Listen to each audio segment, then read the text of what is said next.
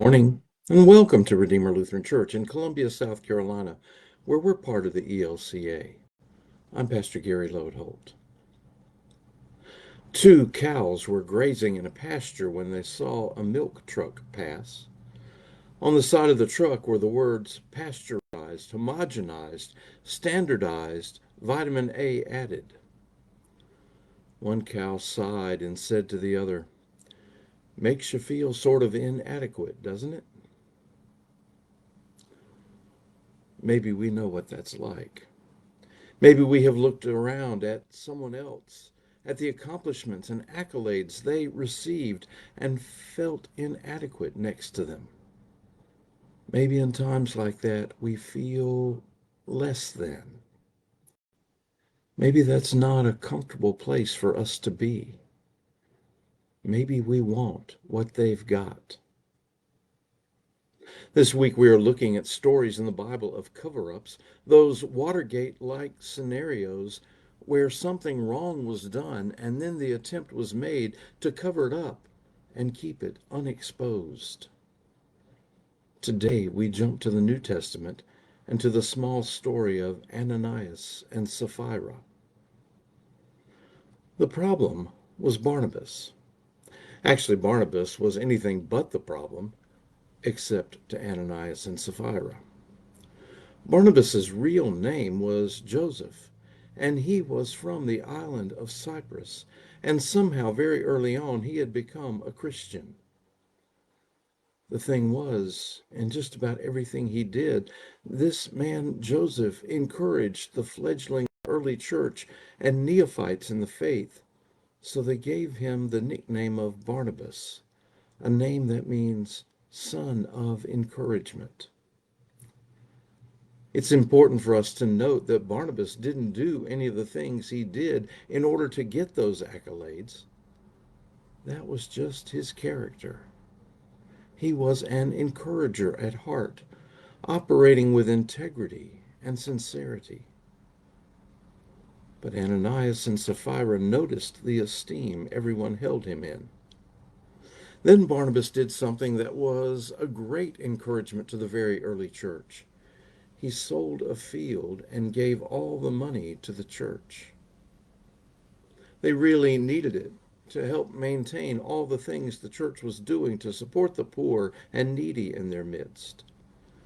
Barnabas gave it willingly and fully, sincerely and freely.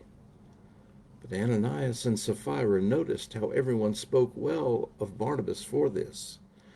And Ananias and Sapphira wanted people to think of them that way too. So they concocted a plan. They sold a field too, kept some of the money, and gave the rest, saying that they gave all the money. Let me spell that out for you in practical terms. They sold the field for, say, 20,000. Then they kept 5,000 for themselves and gave the church the remaining 15,000 and told the church they had received only 15,000 for the field. Naughty, naughty. Somehow, even though it was a secret, only Ananias and Sapphira shared, Peter somehow knew it, and he confronted Ananias while Sapphira wasn't there. When Peter got to the line about how Ananias had lied to God, it was so devastating to Ananias that he fell down dead. A bit later, when Sapphira came in, not knowing what had happened with Ananias, she maintained the lie, and when she was exposed, she fell down dead too. So what are the messages for us in this unusual little story in the book of Acts? Well, as God's people, it's important to live with unity, honesty, and integrity. Maybe you've been part of a church in the past that experienced disunity and squabbling. It's one of the worst experiences you can have. No one is happy, and it's not who God's people are supposed to be. We are called to live together in trust and faith, holding with one another, holding together in unity. We should present ourselves with integrity and honesty, not by covering up the truth like Ananias and Sapphira did. More, their dishonesty was worse than some others because it misrepresented devotion. They presented themselves as fully devoted to God like Barnabas, but the truth was that they weren't. We might be able to fool ourselves and others, but we can't make a mockery of God. God knows the truth, and lying to God is never a good thing. We are called to authenticity and honesty in worship and in life. We've spent this week looking at Bible cover-ups, but I want to end by mentioning what has become my favorite moment in worship, and frankly, most weeks it goes unnoticed. When our worship service comes to sharing the peace, our congregation members move out into the aisles, greeting one another with reconciliation and God's love. We come together as one before we come to be one with God in Holy Communion.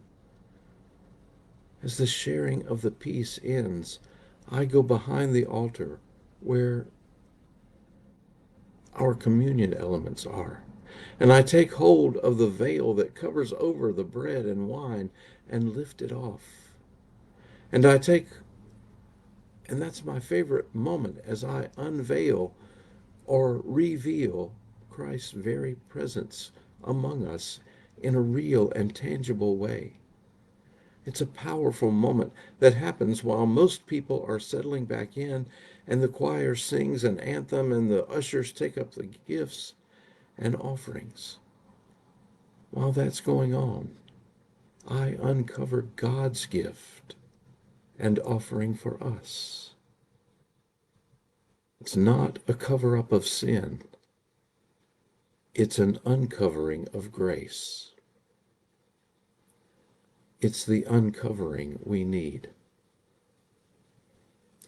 Thanks for sharing these moments with me, and remember to let this day belong to God.